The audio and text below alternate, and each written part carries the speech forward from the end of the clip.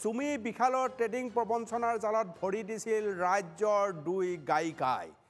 ডাঙৰ খবৰ গুৰুত্বপূৰ্ণ খবৰ প্ৰবঞ্চনাৰ জালত ভৰি দিছিল ৰাজ্যৰ দুই গায়িকাই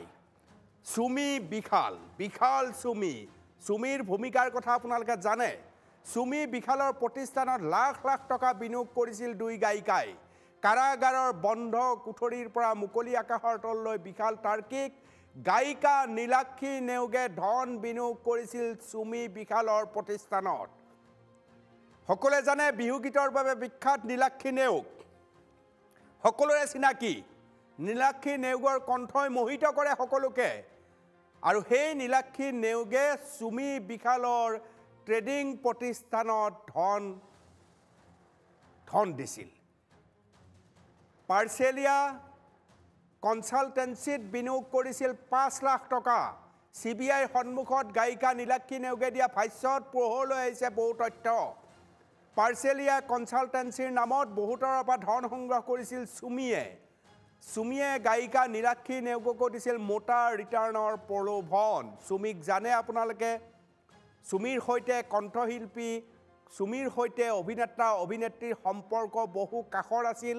বিশালে সেই ধৰণে প্ৰয়োগ কৰিছিল সুমিক আৰু সেই সুমিয়ে কোকিল কণ্ঠৰ গায়িকা নীলাক্ষী নেওগকো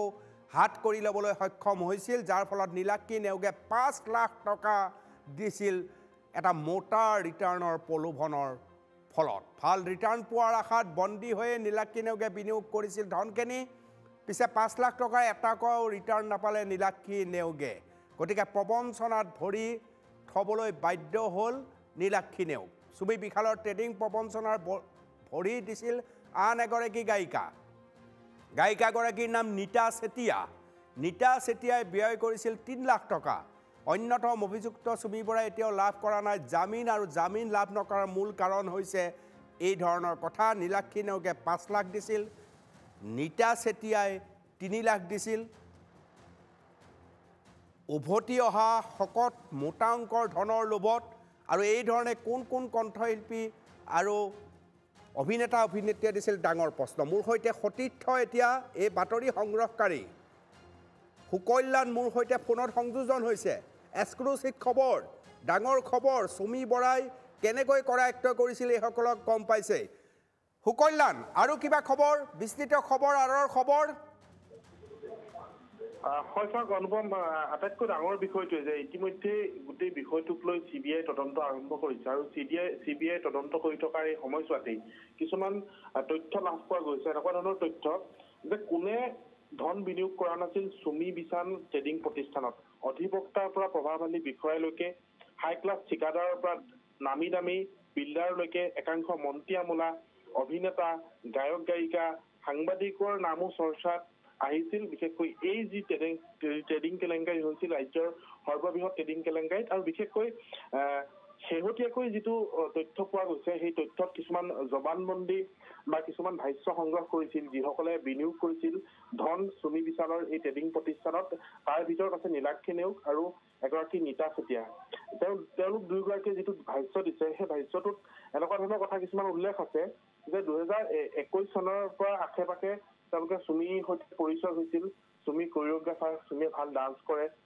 ডান্সৰ স্কুলো আছে গতিকে সুমিৰ সৈতে সেই কোৰিঅগ্ৰাফিৰ ক্ষেত্ৰত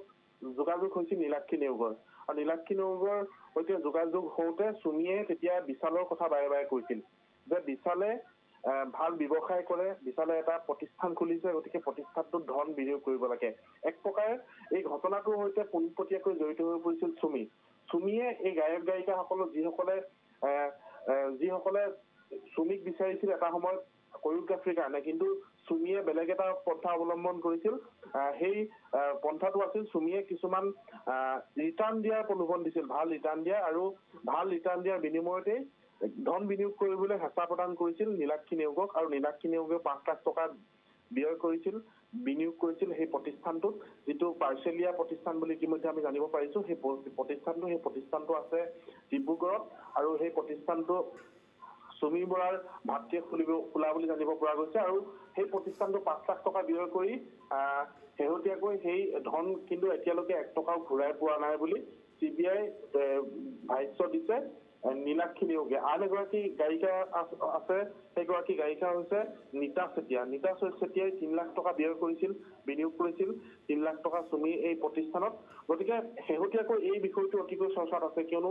বহু ব্যক্তিৰ নাম ওলাই আছে, কিন্তু কোনে কোনে ধন ব্যয় কৰিছিল সেই বিষয়টো জমা কৰা নাছিল, কিন্তু শেহতীয়াকৈ এইখিনি পোহৰলৈ আহিছে। আৰু এটা কথা ক'ব লাগিব, দুটা গোচৰ ইতিমধ্যে আমি ক'ব বিচাৰিছো। ডিব্ৰুগড়ৰ সদৰ থানাত গোচৰ ৰুজু হৈ আছিল, এটা গোচৰ আনফালে দুলীয়াজান থানাত আন এটা গোচৰ ৰুজু হৈছিল। পূৰ্বতে চুমি আৰু বিশালে সেই দুটা গোচৰত জামিন লাভ কৰিছিল, কিন্তু শেহতীয়াকৈ বৰবৰুৱা থানাত যিটো গোচৰ ৰুজু হৈছে সেই গোচৰটোত চুমি বৰাই জামিন লাভ কৰা নাই, কিন্তু বিশাল ফুকন আৰু তাৰ্কিক বৰাই জামিন লাভ কৰিছে। অতি শীঘ্ৰে তাৰ্কিক আৰু চুমি বৰাৰ স্বামী তাৰ্কিক বৰা আৰু বিশাল ফুকন অতি শীঘ্ৰেই মুকলি আকাশৰ তললৈ অহাৰ সম্ভাৱনা আছে, কিয়নো ইতিমধ্যে সকলো গোচৰত জামিন লাভ কৰিছে বিশাল আৰু তাৰ্কিকে। আৰু চুমি এতিয়ালৈকে জামিন লাভ কৰা নাই। চুমি বৰাই এই গোচৰটো চুমি বৰা গতিকে কাৰাগাৰতে থাকিব লাগিব। 7 মাহৰ এই কাৰাবন্দীৰ পাছত, কাৰাবন্দীত্ব জীৱনৰ পাছত এতিয়া পুনৰ মুকলি আকাশৰ তললৈ আহিব বিশাল ফুকন আৰু তাৰ্কিক। গতিকে অতি শীঘ্ৰেই মুকলি আকাশৰ তললৈ আহিব। আৰু গোটেই বিষয়টোত এতিয়াও CBI তদন্ত কৰি আছে। CBI বিষয়াসকলে এতিয়াও গোটেই বিষয়টো চাই আছে। ৰাজ্যৰ আটাইতকৈ সৰ্ববৃহৎ কেৰিং কেলেংকাৰী বুলি তেওঁলোকে ক'ব বিচাৰিছে। গতিকে গোটেই ঘটনাটোত মুকলি আকাশৰ তললৈ যেতিয়া আহিব তেওঁলোক, CBI যেতিয়া চাৰ্জশ্বিট দিব, তাৰ পাছত গোটেই CBI আদালতত তেওঁলোকক সোধা পোছা কৰা হ'ব। এইখিনি বিষয়ক লৈ পৰৱৰ্তী সময়ত ন্যায়িক প্ৰক্ৰিয়াটো আগবাঢ়িব। কিন্তু এতিয়া ক'ব পৰা যায় যে অতি শীঘ্ৰেই দুজন ইতিমধ্যেই এই ঘটনাটোৰ অন্যতম অভিযুক্ত আছিল, সেয়া আছিল তাৰ্কিক আৰু বিশাল ফুকন মুকলি আকাশৰ তললৈ আহিব। তেওঁলোকে বহুতৰ পৰা ধন লোৱা ইতিমধ্যে তথ্য আছে। আনফালে আন এটা গোচৰ, সেই গোচৰটোত চুমি বৰাই এতিয়ালৈকেও জামিন লাভ কৰা নাই। বহুত বহুত ধন্যবাদ। নীলাক্ষী নেওগে 5 লাখ, নীতা চেতিয়াই 3 লাখ, 7 লাখ টকা। এয়া CBIৰ তথ্য জনালে আমাৰ সতীৰ্থ সাংবাদিকে।